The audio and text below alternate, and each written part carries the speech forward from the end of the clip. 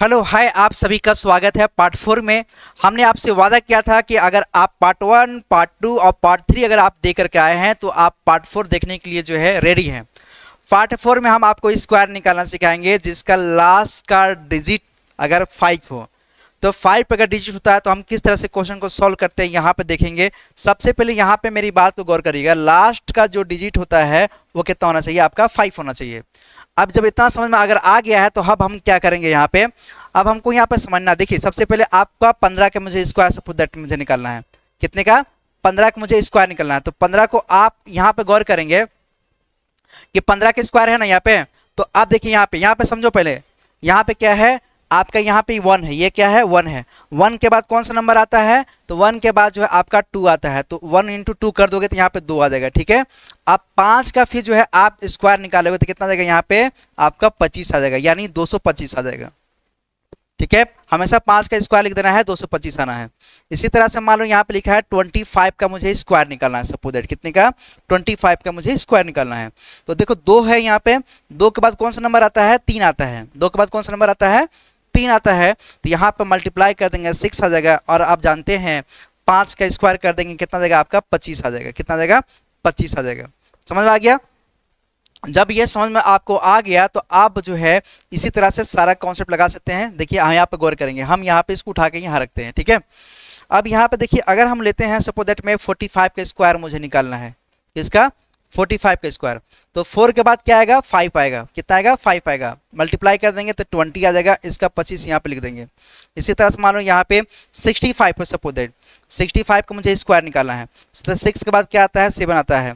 तो 6 7 42 आएगा, यहाँ पे 25 आप लिख देंगे। कितना टाइम लग रहा है, 3 सेकंड से 4 सेकंड लग रहा है, ज़्यादा नहीं लगेगा, 3 से 4 सेकंड लगेगा। आप इसी तरह से सारा क्वेश्चन को कर सकते हैं। सपोज दैट मेरे को लिखना है 125 है, या मान लेते यहाँ पे कितना दिया है आपका 125 लिखा हुआ है। कितना लिखा हुआ है, 125 का मुझे स्क्वायर निकालना है, सपोज दैट। तो आप जानते हैं 12 के बाद क्या आता है आपका 13 आता है। इसका मल्टीप्लाई करेंगे आपका तो कितना आएगा, 156 आएगा, 156 आ जाएगा। आप जानते हैं 5 का स्क्वायर लिख देंगे, यहाँ पे कितना आएगा आपका 25 आ जाएगा। तो यही आपका फाइनल आंसर है, आपका 15,625 आ जाएगा। तो इसी तरह से 5 का लास्ट डिजिट होता है ना, तो जो भी नंबर होता है आपका 1 का, 2 का, 3 का, जो भी नंबर होता है आप इस तरह से इसको सॉल्व कर सकते हैं, स्क्वायर निकाल सकते हैं। लास्ट का 5 डिजिट हो तभी ये कॉन्सेप्ट आपका लगेगा, ठीक है। अगर आपको ये ट्रिक समझ में अगर आ गया होगा स्क्वायर निकालने के लिए जिसका लास्ट का 5 डिजिट है, तो आप जो है इसी तरह से निकाल सकते हैं। अगर आपको ये ट्रिक समझ में आ गया होगा तो आपने पार्ट 1, पार्ट 2, पार्ट 3, पार्ट 4 देख चुका है। अब हम लोग पार्ट 5 में आएंगे नेक्स्ट क्लास में। पार्ट 5 में हम आपको बताएंगे कि नंबर जब दिया हो तो उसको हम किस तरह से हम उसको मल्टीप्लाई कर सकते हैं। हम वहाँ पर मल्टीप्लाई करना भी आपको सिखाएंगे, ठीक है। तो हम इसको रखते हैं आपका पार्ट 4 है। पार्ट 5 में हम आपका जो है बहुत अच्छे से हम समझाएंगे। पार्ट 5 को भी आप देखने के लिए रेडी रहना। Okay, thank you. दुआ में याद रखें। अगर आप फेसबुक पे, अगर आप यूट्यूब पे, चाहे कहीं भी आप अगर सोशल मीडिया के ऊपर देख रहे हो तो आप इसको पेज को फॉलो कर लीजिएगा, शेयर कर दीजिएगा, लोगों तक भी इसको शेयर करिएगा, ठीक है।